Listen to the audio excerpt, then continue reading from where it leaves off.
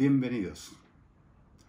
Una actriz y periodista argentina que también hace muchísimos años tiene una práctica que te va a fascinar, quiere contarte sobre su experiencia y cómo se utiliza. Síguenos. Hola, ¿qué tal? Ante todo quiero agradecer la posibilidad de estar aquí para hablar y hacer una pequeña introducción de lo que es el péndulo. La historia del péndulo se remonta a los años 1530 aproximadamente, tal vez un poquito más, gracias a ese observador incansable que fue Galileo. A partir de allí fue ganando terreno y hoy lo podemos encontrar en áreas como la medicina, como las terapias alternativas, como las artes adivinatorias. Se utiliza para hacer limpiezas físicas y energéticas, también sirve como un acompañante en procesos de sanación. En fin, sus usos son múltiples, pero para llegar a ello nosotros necesitamos establecer una práctica. El péndulo es simplemente una cadena, como esta es una cadena de metal, pero también puede ser un hilo, en la que en uno de sus extremos pende un objeto. En este caso yo elegí una piedra cónica, pero también podría ser un cristal, podría ser una madera, podría ser una bolita de vidrio, puede ser el objeto que yo elija para mi péndulo. Una vez que yo lo elijo, tengo que familiarizarme con ese objeto. ¿Por qué familiarizarme? Porque el péndulo no va a ser más que un amplificador de mi voz interior. El péndulo lo que va a hacer, va a funcionar de parlante, para que yo pueda escuchar esa voz que en lo cotidiano y por estar inmersa en un mundo en el que tiene un montón de circunstancias que interfieren en mi conexión, yo no puedo escuchar.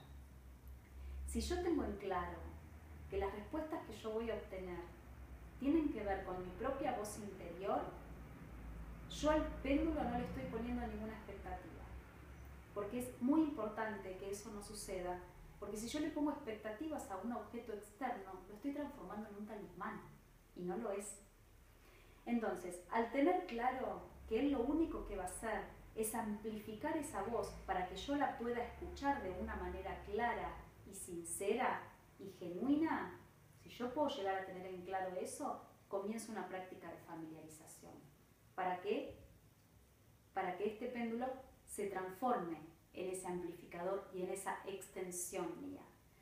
La práctica es muy sencilla. Puedo elegir un lugar sereno que a mí me produzca una determinada paz y un determinado silencio también, como para que no esté esa comunicación interferida, y comienzo un proceso de familiarización. ¿Cómo me familiarizo? Lo toco, siento su peso, siento su textura, le doy mi calor, mi energía, comienzo a hacer de este objeto extraño una extensión mía.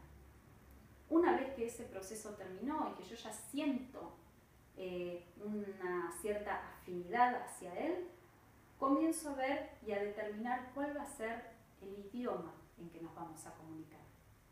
El péndulo puede tener dos modos. Puede hacerlo en forma de cruz, o sea, moverse en vertical y en horizontal, o moverse de manera a favor y en contra de las agujas del reloj, o sea, girando.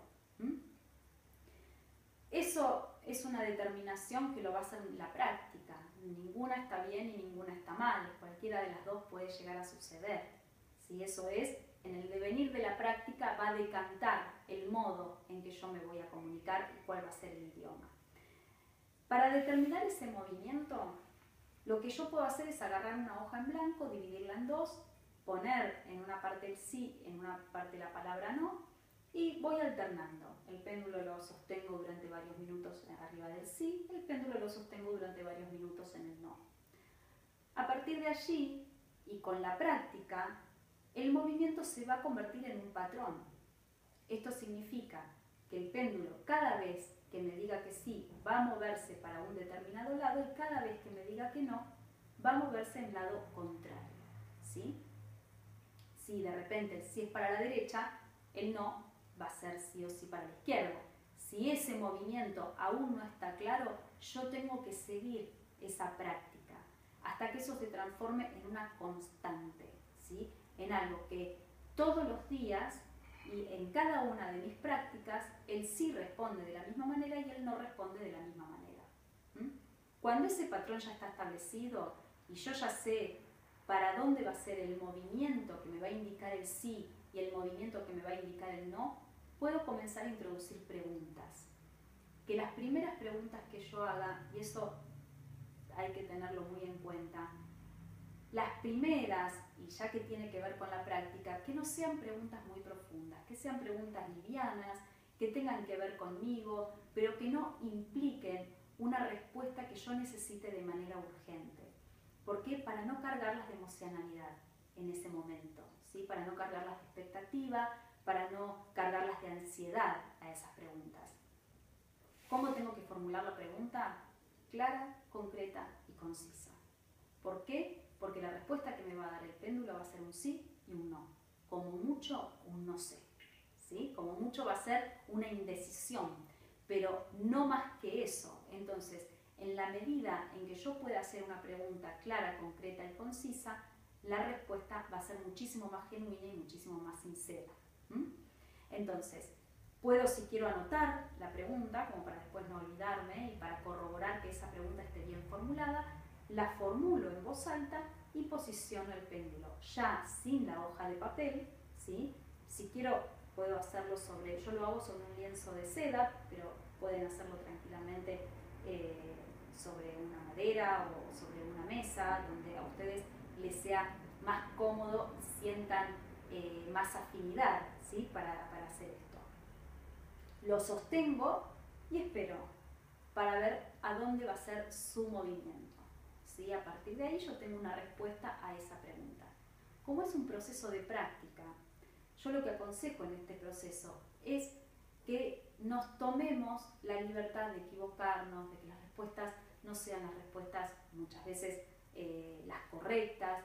Simplemente estamos como ayornándonos a un determinado movimiento y a una determinada dinámica.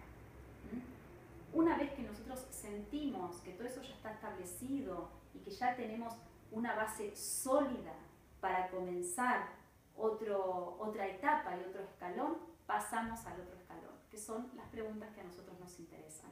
Esas preguntas que ya tienen que ver con algo más profundo. En mi caso yo lo utilizo solo para cosas que tienen que ver con los miedos, con las dudas y con las indecisiones, ¿sí? Para ese tipo de cuestión yo utilizo el péndulo desde hace muchos años. Nunca lo utilizo con el accionar de otras personas, no lo utilizo para las artes adivinatorias, no pregunto el futuro, siempre lo utilizo con cosas que tengan que ver con decisiones personales y con acciones personales. Pero al principio lo importante es establecer el patrón y la confianza con ese elemento. Es establecer esa conexión y esa comunicación y ese idioma que yo voy a tener con él. ¿Por qué? Porque va a ser mi voz exterior. Va a ser la voz que yo escuche, que yo no puedo escuchar de otra manera.